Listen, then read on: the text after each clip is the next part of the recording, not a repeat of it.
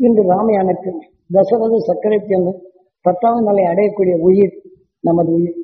ஆக தசரத சக்கரவர்த்தி, வசிஷ்டர், பிரம்மகுரு, நாம் எதை நுகர்கின்றோமோ அது நமக்குள் அது பிரம்மமாகும். அந்த பிரம்மமானத்தின் அந்த சக்தி அணுவானத்தில் அதன் சக்தியாக இயங்கப்படும். நாம் பிரம்மகுருவின் மனைவி அருந்ததி என்று இங்கே காட்டப்படுகின்றது.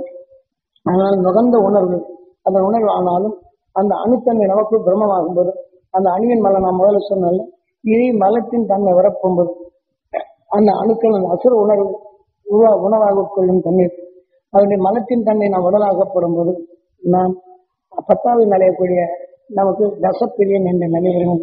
இந்த இணைச்சின் ஆடு மாடுகளை கொண்டு சாப்பிடுவது, ஆடுகளை வேட்டையாடி சாப்பிடுங்களோ மற்றவர்களை வேட்டையாடி சாப்பிடுங்களோ அது சாவதை பார்க்கின்றவர்கள். ஆனால் அதை கொள்வதை பார்த்து ரசித்து வருகின்றனர். அவர் ராவணன் நினைக்கிறான் தீமையின் உணர்வை செயல்பட்டு அது தனக்கு உணவு கிடைக்கின்ற அந்த அசுர உணர்வு தான் செயல்படுகின்றன. ஆக நாம் 10வது நிலை உடல் பிரியம் வருகின்றது. ஆக உடல் பிரியம் வரும்போது சந்தோஷம் என்ற நிலை இங்கே அளிக்கப்படுகின்றது. 4வது அறிவை செயல்படுகின்றது. இந்த ரோகத்தை யார்? ராவணன். அவன் இந்த ரோகத்தை சிறைபிடித்தான். ஆக நாம் மனிதன் 6வது அறிவு நமக்குள் சந்தோஷத்தை ஊட்டும் நிலைகள். ஆக மற்றவர்களை கொண்டு புசிக்கும் உணர்வு பெற்றவன் ராவணன். காரணம் சந்தர்ப்பத்தால் ஏற்படுத்த உணர்வுகள் அந்த அணுக்கள் ஆகி அணுவின் மலம் நம்ம உடல் காயும். ஆக அதே மலத்தின் தன்மை வரும்போது அதன் உணர்ச்சி ஊன்றி அதே உணர்வின் தூண்டி நமக்குள் அந்த அணுக்கள் உருவாகி கடும் நோயாக மாறுகின்றது. அல்ல அது வீரியமாக மாறுகின்றது. அது வீரியமாகும் போது நமக்குள் சந்தோஷம் என்ற நிலைகள் சீர்குலைகின்றது. இப்ப நாம் எடுத்துக்கொள்வோம் நமக்குள் இந்த ராவன் என்ற நிலையத்தான் நமக்கு மனிதனுக்கு வருகின்றது. நமது குழந்தைகளை செல்லமாக வளர்க்கின்றோம். நாம் எண்ணிய வெளிப்பொருள் அடிக்க வேண்டும் என்ற நண்பர்களுடன் பழகுகின்றோம். அது சில வித்தியாசமான நண்பனை கொல்ல வேண்டும் என்று எண்ணுகின்றோம். மதத்துடன் நம் மதமான நண்பர்களுடன் பழகுகின்றோம். ஆனால் அவன் சந்தோஷமான செய்தி சொன்னாலும் கொல்ல வேண்டும் என்ற உணர்வு தான் வருகின்றது. ஆகவே நமக்குள் எடுத்துக்கொண்ட உணர்வின் தன்மை நாம் வசிஷ்டர் பிரம்மகுரு மனைவி என்பது நாம் எடுத்துக்கொண்ட உணர்வு அந்த நோயாக இருக்கிறான். அவன் உணர்வின் தன்மையை தெரிந்து கொள்கின்றோம். உணர்வின் தன்மை நமக்குள் பிரம்மமாகும். அந்த நோயின் தன்மையை நமக்குள் அது அறிந்தறி அதை இணைந்து கொண்ட நிலை வரும். ஒருவன் கொலை செய்கின்றான், அந்த உணர்வின் தன்மை நாம் நுகர்கின்றான். அது வசிஷ்டர் ஏன் எப்படி ஆணுகொண்டு கொலைகள் எத்தனையோ நடக்கின்றது. அந்த உணர்வின் தாம் நுகர்கின்றோம், அறிகின்றோம். அதே உணர்வு நமக்குள் அணுவாக போகும்போது பிரம்மகுரு ஆகும். அதன் சக்தியாக நமக்குள் வரும்போது அதே அசுர உணர்வு நமக்குள் ஏதாவது குறை வந்தால் நாமும் கொலைகாரனாக மாறுகின்றோம். ஆக கொலை செய்யும் உணர்ச்சிகளை தூண்டுகின்றது. இறக்கமற்ற தாக்கும் உணர்வுகள் வருகின்றது. ஆக இந்த உடலை காக்க எத்தனை தவறுகள் செய்கின்றன. அந்த உடலை காக்க தவறு செய்தால் இந்த உடல் நிறைக்கின்றதா? எண்ணத்தால் உருவாக்கப்பட்ட உணர்வு நுகர்ந்த உணர்வு உயிரால் உருவாக்கப்பட்ட நிலையும் மனிதனுடைய நிலையில் எப்படி ஆகின்ற நிலையை இங்கே தெளிவாக பரவும். ஆகவே எதை எண்ணினாலும் உயிரென்ற நிலை குருச்சியை திறக்க நடக்கின்றது. அந்த உடலின் தன்னை குருச்சியை திறப்போல் நடக்கின்றது. உடலுக்குள் சென்ற பின் எதன் வலிமையோ அதை மாற்றுகின்றது. ஆக கௌரவ என்ற நிலையில் நம்ம கூறும்போது அதன் உணர்வின் தீமை நிலையில் என்பது நல்லது அடிபடுகின்றது. ராமன் இடத்தில் நல்லது நடக்கின்றதா? நல்ல யோஜனை பண்ணி பாருங்க. இந்த ராமயானம் மகாபாரதம் கந்த புராணத்தை நம் உடல் இருக்கும்போது தனித்தனியாக பிரித்து விட்டனர். நம் உடலுக்குள் நடக்கும் இந்த அதிசயங்களை புறத்தால் காட்டி 22 நிலை காவியத்தை படுத்தி நாம் நுகர்ந்த உணர்வுகள் நம்மை எப்படி செயல்படுத்துகின்றது என்பதனை தெளிவாக காட்டப்படுகின்றது. அதனால் இன்று விஞ்ஞான உலகில் வாழ்கின்றோம் என்று கூடி சீக்கிரம் மனிதனுடைய நிலையும் மாறும் தன்மை வருகின்றது. 2004 என்றால் இன்று பார்க்கிறோம் எல்லா நாடுகளும் ஒன்று சேர்க்கின்றது. ஒன்று சேர்த்த நிலைகள் கொண்டு இந்த இஸ்ரேல் நாட்டு ஆக அதனை மனித வெடிகுண்டு போது நொறுக்கியது. அதுக்காண்டி அவனுடைய தாய் என்று இந்த நாட்டுக்காண்டி உயிர் போனதனால் அவன் நான் சந்தோஷப்படுகின்றேன், நான் மெச்சுகின்றேன் என்று ஆக அவனுடைய நிலையில் இப்படி நான் செல்லப்படும் மனித வெடிகுண்டு அங்கு நொறுங்குகின்றது. ஆனால் அதற்கு மாறாக நாம் அதை செய்தால் நீ ராக்கெட்டை விட்டு உன்னை கொல்லுகின்றேன். ஆக இந்த உணர்வு பெருக்கின்றது. ஆகவே மகமதிய நாடுகளுடைய நிலையில் எடுத்துக்கொண்டால் இன்னைக்கு மற்ற அந்த நாடுகள் எல்லாம் இஸ்ரேல் ஒரு எதிரியாக கருதப்பட்டு அதே சமயத்தில் இன்றை அவனை அழித்தது சரி என்ற நிலையில் சந்தோஷப்படுகின்றன. ஆக இவன் செய்திருக்கிறது. ஆக அதே சமயத்தில் இவன் ராக்கெட்டில் ஏவி மற்றவர்களை செய்வது அவன் செய்ததற்கு இது சரிதான் என்ற நிலைகள் இதைகளெல்லாம் நாம் உணர்வாக நுகர்கின்றோம். அந்த உணர்வின் தன்மை நமக்குள் ஆன பின் நம் உடலிலே ரத்தங்களில் கலக்கின்றது. ஆக ஆகார அதாவது நம்ம சாப்பாடுடன் கலக்கின்றது. உணர்வு மாறுகின்றது, ரத்தத்துடன் காறுகின்றது.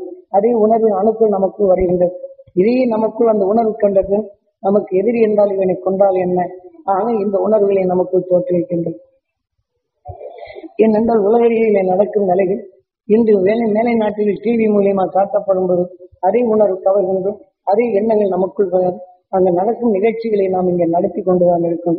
ஆக நாம் மனிதன் என்ற நிலையில் நம்ம ஞானிகள் காட்டிய நிலையை அசுர உணர்வு வீழ்த்தி அருணர்வை நமக்குள் பெருக்கி உலக நிலையை இன்றைக்கு தீமையை நீக்கும் தென்னாட்டில் தோன்றிய நகரசியான் தென்னாட்டுடைய சிவனை போற்றி எந்நாட்டவருக்கும் இறைவா போற்றி என்று இன்று துருவ நட்சத்திரமாக வாழ்ந்து கொண்டிருக்கின்றானே, அதனின்று வரும் உணர்வுகளை எடுத்து இந்த அசுர உணர்வுகளை வீழ்த்தும் சக்தி நம் தென்னாட்டில் தோன்றியது.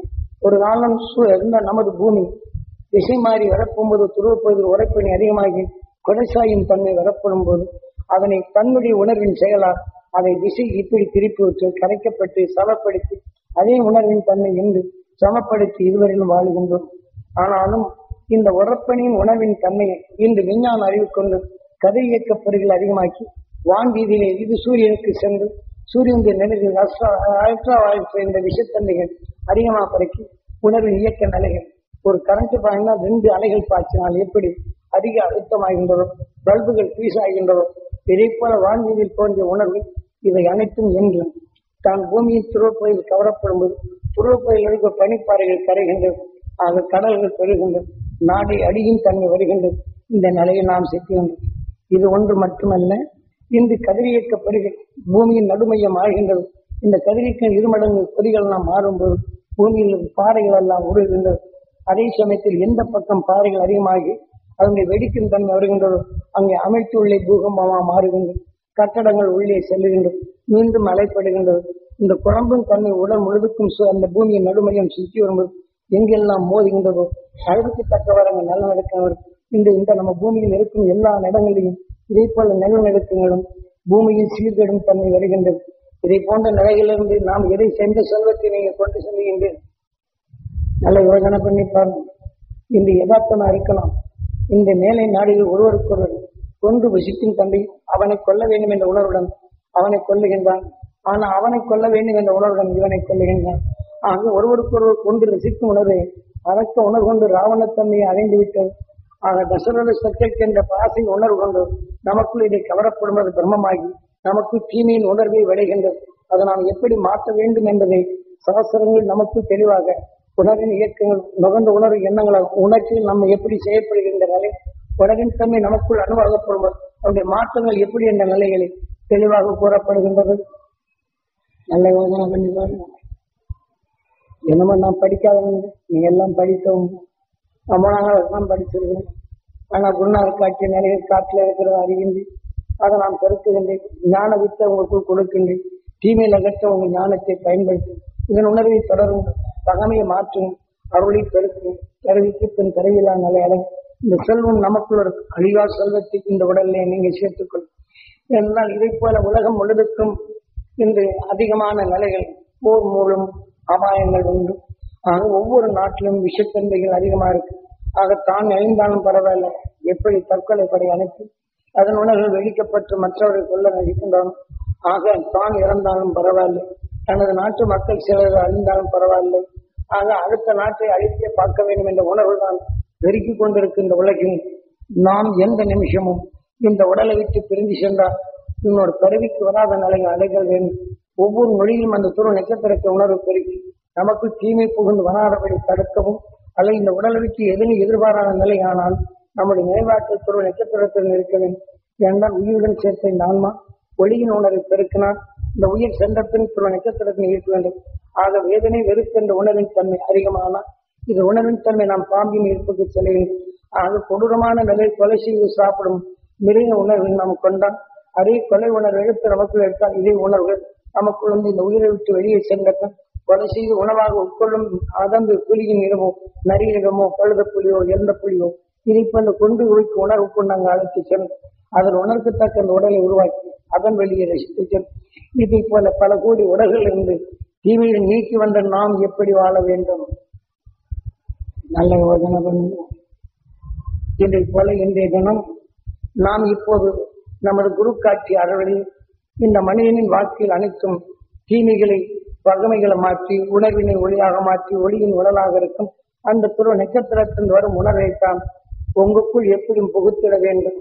அதை அந்த புகுத்திக் கொண்டால் உங்கள் வாழ்க்கையில் சங்கடங்களை அப்போதே நாம் தொலைத்து பழக வேண்டும். நாம் சிறிது கொலை வீட்டிலே ஒரு பிழை வந்தால் நான் அந்த பிழையை பார்த்த நுகர்ந்து இப்படி ஆய்விட்டு என்று வேதனை வந்தார் ஈஸ்வரா. அந்த துணை நட்சத்திரத்தின் பேரொழி பெற வேண்டும் என்று பூர்வமத்தில் எண்ணுங்கள். அவன் செய்த பிழையின் உணர்வு போய் அவனை நாம் குற்றவாளி ஆக்கணும்னா அந்த துணை நட்சத்திரத்தின் பேரொழி பெற வேண்டும், என் உடல் முழுதும் படர வேண்டும், என் ஜீவாத்மா பெற வேண்டும். இது அனாதையாக்கும். அப்ப துருவ நட்சத்திரத்தின் பேரொழியும் பேரொழியும் பெறும்.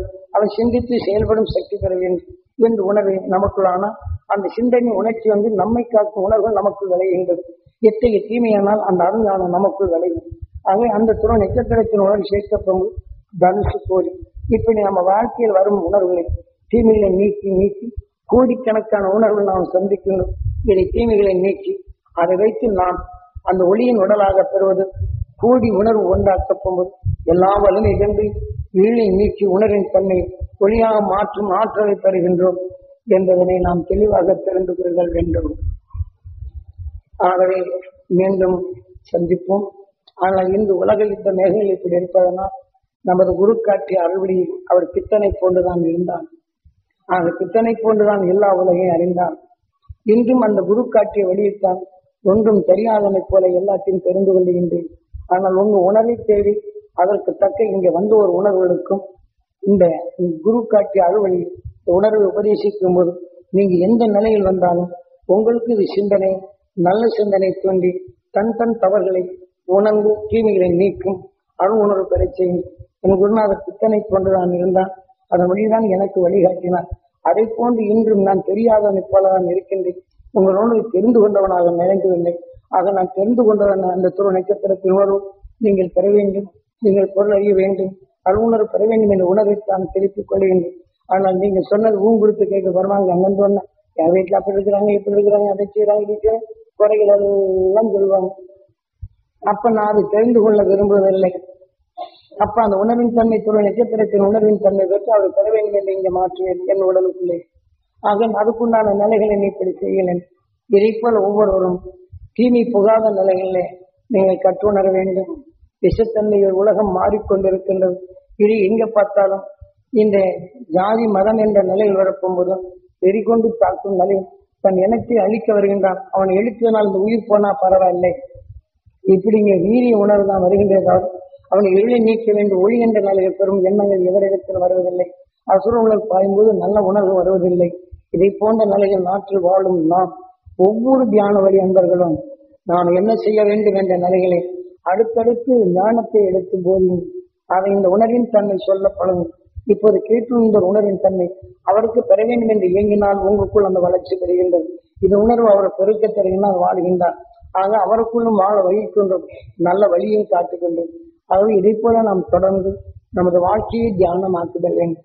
தியானம் என்றால் தீமைகளை புகாத நிலைகளை நாம் தடுத்துக் கொள்ளுதல் வேண்டும். ஆகவே நாம் குருநாதர் காட்டிய அருளை இந்த உலகம் முழுவதற்கும் 2004க்குள் இதே போல தீவிரவாதங்கள் இந்த பக்கம் சிலன் பக்கம் வந்தாச்சு. இப்ப நம்ம நாட்டிலையும் பார்க்கிறோம், ரயில்ல போறோம், சம்பாதிச்சு வச்சிருக்கிறோம், வண்டி போயிட்டா இருக்குது, போலீஸ்காரும் போயிட்டா இருக்கிறாங்க. இருந்தவங்களோட திருடு போன ஏன் வண்டி நின்னது, ஏன் கொள்ளையச்சான்னு தெரியாத நிலையில் நான் சம்பாதிச்சு வைக்கிறோம். ஒருத்தனுக்கு அந்த தொல்லை இந்த தொல்லைன்னு கொடுத்து நம்ம சேமித்து வைக்கிறோம்.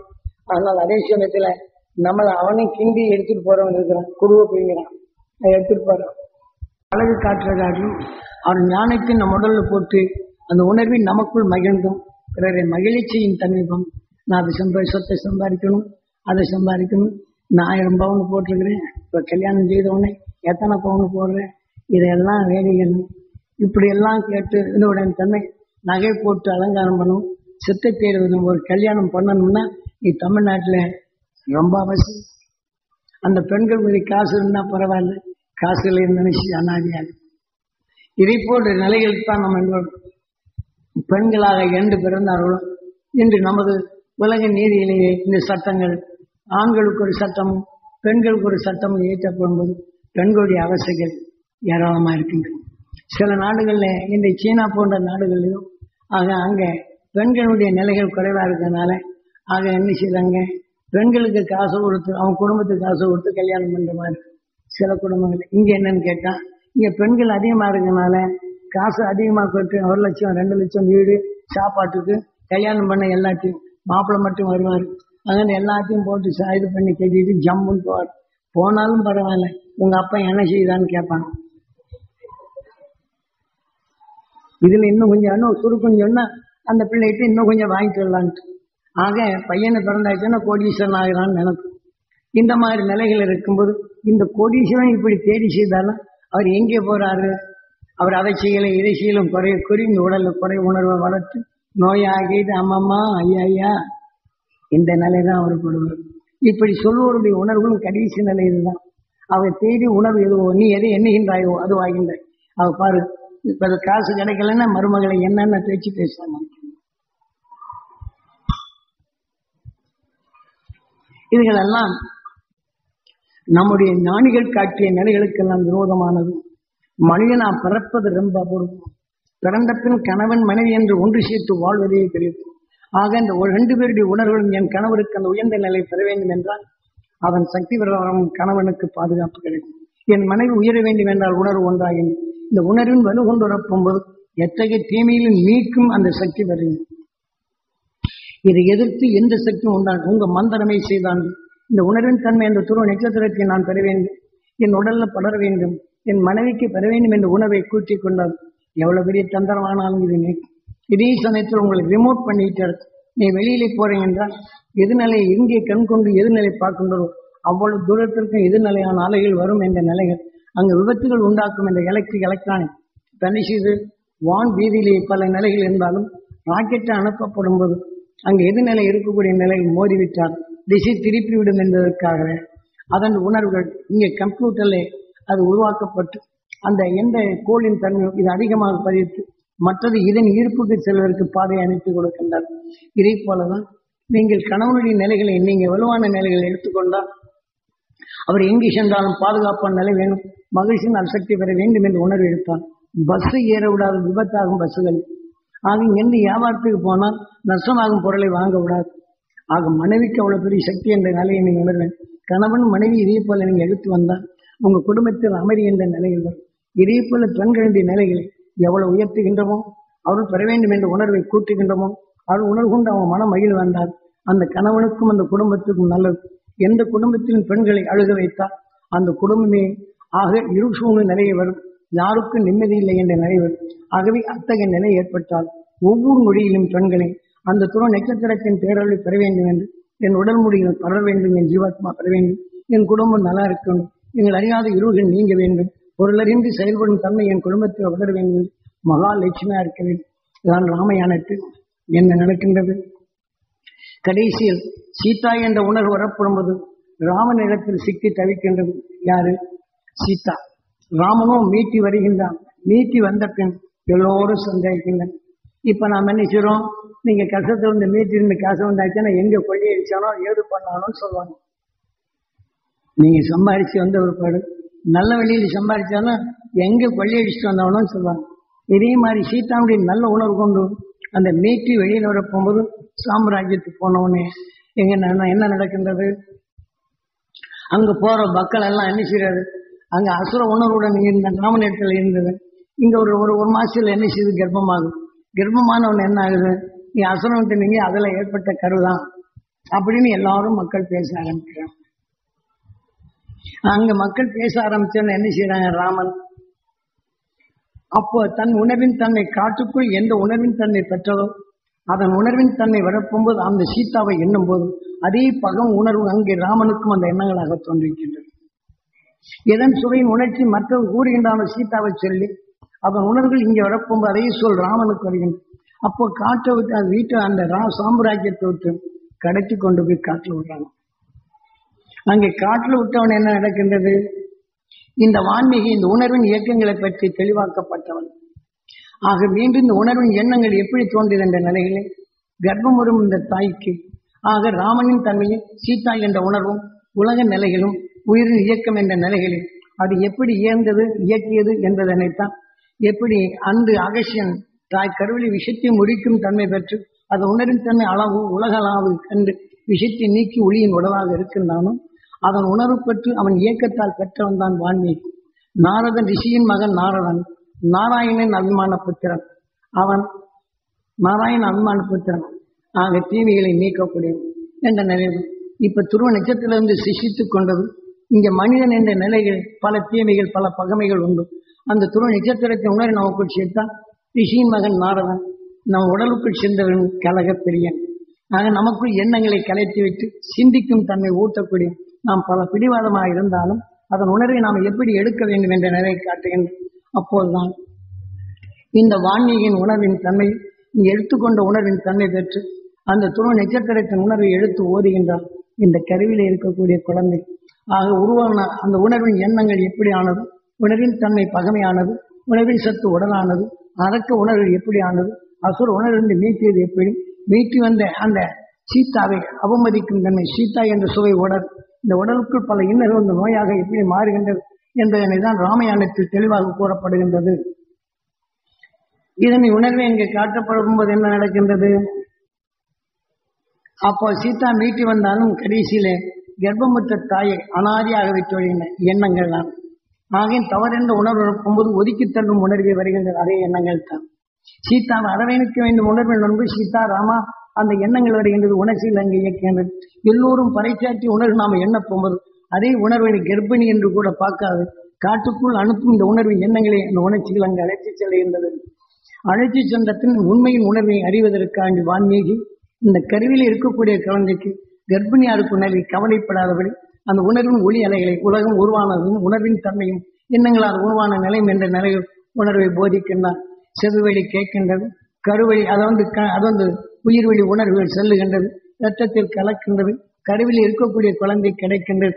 அதுதான் அங்கே நடக்கின்றது லபா குசா என்று அந்த உண்மையின் உலகின் தன்மையும் தீமையில் எப்படி சாடுகின்றது, தீமையற்ற நிலைகள் தீமையுடன் எப்படி கலந்து உருவாகின்றது, தீமையின் செயலற்றதாக தீமைகள் நல்லவை செயலற்றதாக எப்படி மாற்றுகின்றது, ஆனால் உருவின் உணர்வின் தன்மை எப்படி மாற்றுகின்றது என்ற நிலைதான் இங்கே உபதேசிக்கின்றான் வான்மீகி.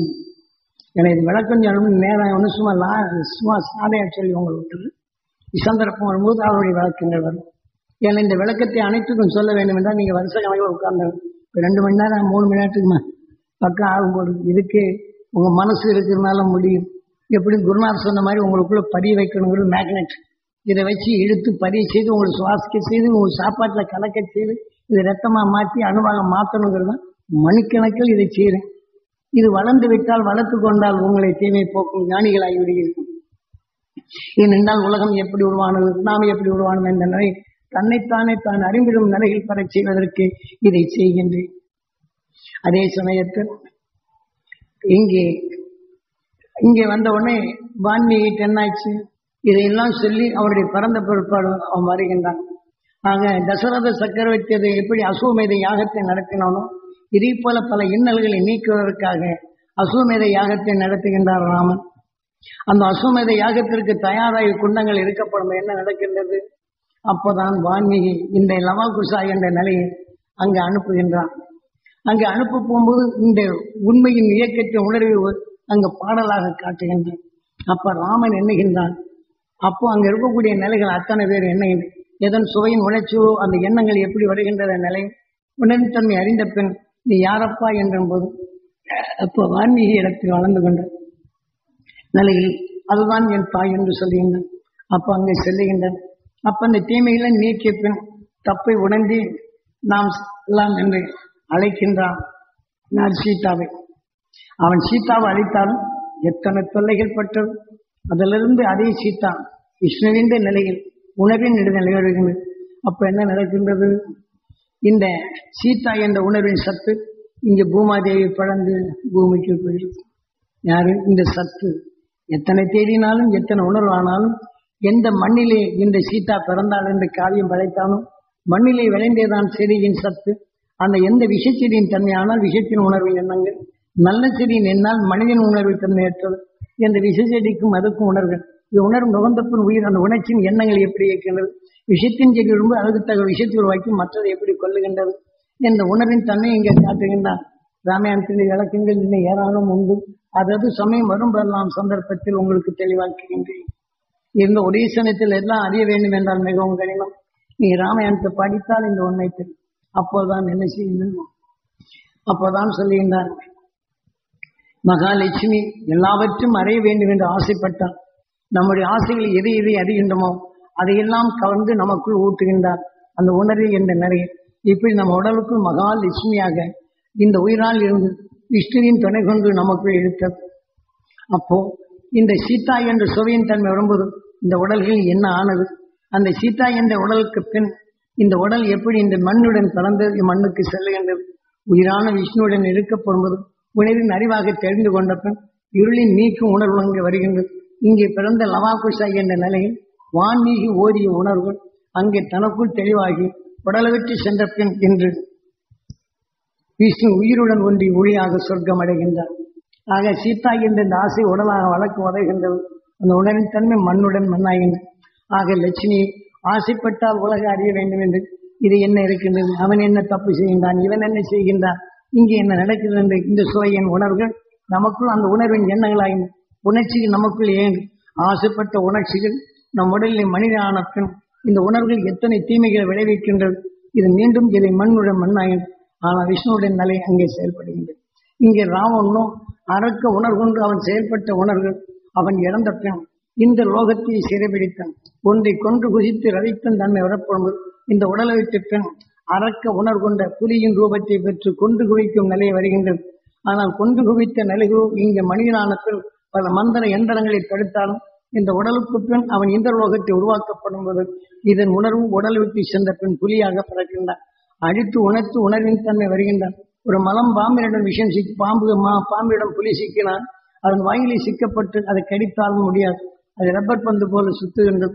அது எரிக்கி மூட்டை அனுப்பி தவுகின்றது. முடியவில்லை.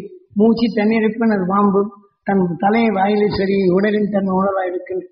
ஆக பாம்பு வாயில் சிக்கிவிக்க என்ற இந்த புலி மற்றவர்கள் அசுரத்தனமானாலும் ஒரு நீண்ட பாம்பிடம் உணர்வாகி இந்த விஷத்தின் தன்மைகள் சிக்கப்பட்டு புலியானது பாம்பாக பிறக்கின்றது.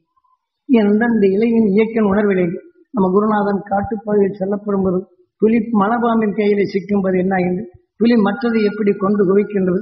அறக்க உணர்கொண்டு எப்படி ஒருத்தனை கொல்ல வேண்டும் என்று விரும்புகின்றோமோ அவனை கொள்வதற்கு முன்னாடி நம்ம நல்ல குணங்களை உணர்வாகி அந்த அணுவின் தன்னை நம்ம நல்ல குணங்கள் எப்படி புலி அழித்து கொள்ளுகின்றதோ அது நமக்குள் எப்படி இருக்கின்றது.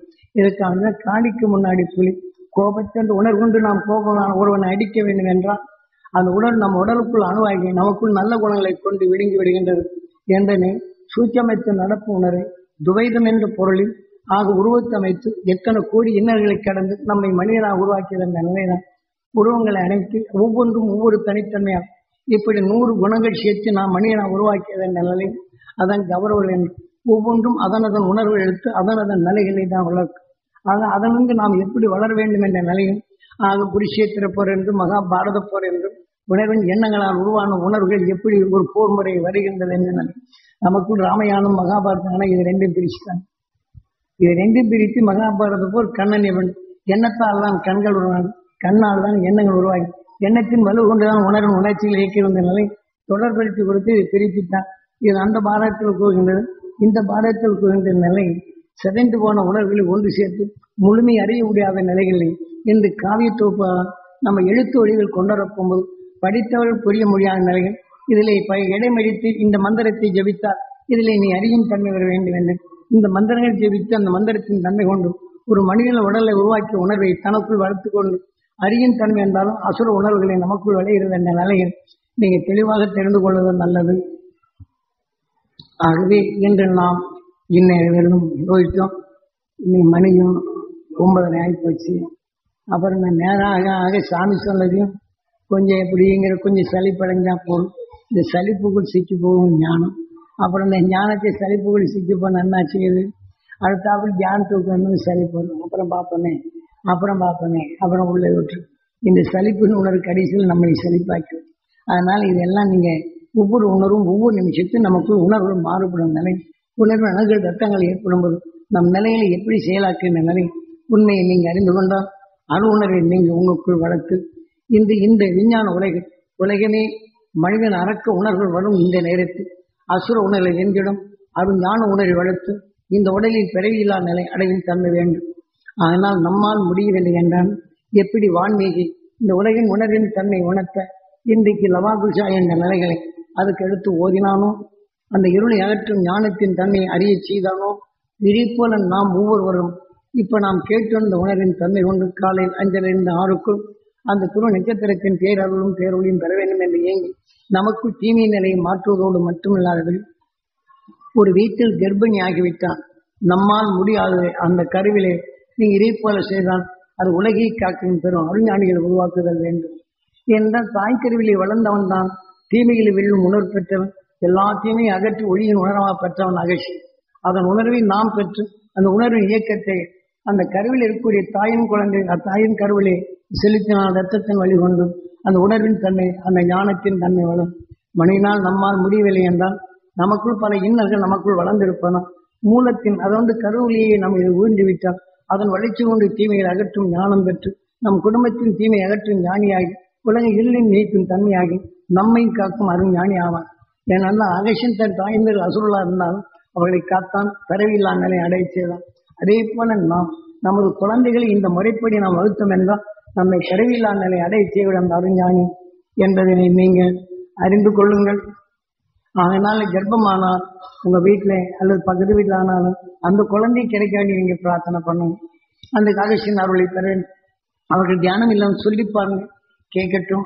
இல்லைன்னா அவங்ககிட்ட சொல்லி இந்த மாதிரி செய்யமா ஒரு குழந்தைக்கு துருவ நட்சத்திரத்தின் தேவையை செய்யும் உலக ஞானம் பிறகு உங்களை வீட்டை காக்கும் அப்படின்னு ஒரு காதல் கேட்டு உங்களுக்கு போடும். அப்புறம் நீங்க வீட்டில் வந்து ரெண்டு குழந்தை கருவில் வளர்ற குழந்தைக்கு அந்த துருவ நட்சத்திரத்தின் பேரலும் பெறணும் வந்து அகசியம் பெற்ற அருளும் அவன் பார்வை சர்வ தோஷங்களை நீக்கும் சக்தியும் உலக ஞானம் பெற்று உலகை காத்திரும் அறிஞான வளர்க்க வேண்டும் என்ற உணர்வை நீங்கள் சொல்லி பலன் அவன் உடலை விளைந்தால் அந்த வித்து விளைந்து அவன் வளரப்போகும்போது அவன் எடுக்கும் சக்தியும் நமக்கு வரும். அவன் நம்மை காக்கும் உணர்வு வரும். ஆகவே அவனை நாம் இந்த கருவிலேயே இந்த ஞான வித்துகளை ஊன்றி பலன். இதே மாதிரி ஒவ்வொரு குடும்பத்திலும் கர்ப்பமானால் அதே சமயத்தில் இந்த 10 மாதம் ஒரு விரதமாக இருக்கும். அருஞானி உணர்வு கருவில் இருக்கக்கூடிய பெறும் அகசியம் பெற்ற அருளை பெற வேண்டும். அவன் துருவனான நிலையை பெறும். அவன் அகண்ட அண்டத்தை அறிந்து ஒளியின் உடலாக பெற்ற அந்த துருவ நட்சத்திரத்தின் பேரொழி பெறும் அப்படின்னு சொல்லி அவன் அகசியின் பார்வையில் எப்படி நஞ்சை வென்றானோ அதே மாதிரி இந்த குழந்தை பிறந்த பின் அவன் நஞ்சை வெல்லும் சக்தி ஆக இருளின் நீக்கு உணர்வு எப்படி பெற்றானோ அகசியம் அதே மாதிரி துருவத்தின் ஆற்றலை எப்படி பெற்றானோ அந்த நிலையெல்லாம் பெறணும். துருவ நட்சத்திரமான நிலை எப்படி ஆனோம் அதெல்லாம் இந்த குழந்தை பிறக்க வேண்டும். நமக்குள்ளும் விளைகின்றது. நம் உணர்வு குழந்தை கருவிலேயே விளைய செய்யும். ஆக இந்த 10 மாதம் குடும்பத்தில் இதே மாதிரி செய்து பாருங்க. அது உங்களுக்குள் அவன் வளர உங்க குடும்பத்தில் சாவலைகளோ தீயலைகளோ பாவலைகளோ பூர்வ ஜென்ம அலைகளை மாற்ற முடியும். அவன் வளர்ந்தான் உங்க வீடையும் காக்கின்றான், உங்க ஊரையும் காக்கின்றான், நாட்டையும் காக்கின்றான். ஆக இத்தகைய ஞானிகளையும் நாம் உருவாக்கும் ஒரு அகசியம் அன்று நமது பூமியை சமப்படுத்தினான். இன்று அந்த அகசியம் கொடுத்த பல அகசியங்களை உருவாக்குதல் வேண்டும். ஆக இதே போல ஆனால் இந்த பூமியில் இன்று துருவப்பதில் கரைந்து நடு பூமியில் கொதிகளை நாம் மாறி பூமியை இன்னைக்கு குழம்பு போல் ஆகும் தன்மை வரும் நிலைகின்றது. இன்று உணர்வின் தன்மை எல்லாம் உள்ளுக்கு போய் இது கரைந்து வந்தால் மீண்டும் மீண்டும் மேலே வரையது வரை கொண்டு நாமெல்லாம் அதுக்குள் பாதாளமாக போய் வேண்டிய அந்த இதற்குள் சிக்கிவிட்டால் நாம் ஒன்றும் செய்யும். அதுவரை இதை போல நாம் இந்த உணர்வின் தன்மை நாம் எடுத்து அந்த குழந்தைகள் வளர்த்தால் அந்த குழந்தைகள் காக்கும் அதன் உணர்வில் இருக்கும். அந்த குழந்தைகள் நம்மை வின் செலுத்தும் போதும் பிறவியெல்லாம் நிலை அடையும் போதும். ஆகவே இதை போன்ற உணர்வுகளை செயல்படுத்தும். நாம் இப்போது உபதேசித்த உணர்வின் தன்மை கொண்டு நாம் தியானிக்கப் போகின்றோம். இந்த உடலை விட்டு பிரிந்து சென்ற அந்த ஆன்மாக்களை நம்ம மூதாதையுடைய உணர்வுகளை இப்ப சப்தரிஷி மண்டலத்துடன் நினைவு செய்து இந்த உடல் பெற்ற நஞ்சியில் அங்கு கரையை செய்து துரு நீச்சத்தோடு ஈர்ப்பு நாம் எப்படி ஒரு நண்பனை எனக்கு நன்மை செய்தால் அந்த விக்கலாக இயக்கப்படுகின்றது உடலை அதே போல துரோகம் செய்தான் அந்த குறவடை செய்கின்றதும் அவன் ஆட்சிண்டாக செய்கின்றதும் பாசத்தால் ஒரு குழந்தைகளை எண்ணும் போது அங்கே தன்னை அறியாதபடி தன் இடையில் விழுந்து விபத்துகளை உண்டாக்க செய்கின்றதோ இதை போன்று நாம் அந்த துருவ நட்சத்திரத்தின் உணர்வை பெற்று சூட்சம சரீரத்தை நாம் உடலுக்கு சென்ற பின் இப்போது நாம் கூட்டமைப்பாக எல்லோரும் நாம் ஒன்றாக சேர்த்து உணர்வின் வரவை பெற்று எல்லோரும் சேர்த்து இந்த உடல் விட்டு பெண்டு சென்ற நான்மாக்களை சப்தரிஷி மண்டலத்துடன் இணை செய்து உடல் பெற்ற நஞ்சுகளை கரையை செய்து பிறவியில்லா நிலை அடைய வேண்டும். அழியா ஒளி சரீரம் பெற வேண்டும் என்று இப்போது விந்தி தெளினார். அவர் உணர்வு நமக்குள் இருப்பான் அங்கே கரைத்தால் அவர் உணரை நாம் எளிதில் பெற்று நமக்குள் வரும் தீமைகளை கரைத்து விடலாம். ஆக ஒன்றை வைத்துதான் ஒன்றை எடுக்க முடியும். இல்லை அது ஒன்றும் செய்ய முடியும். ஆகவே இதை நாம் செய்வோம்.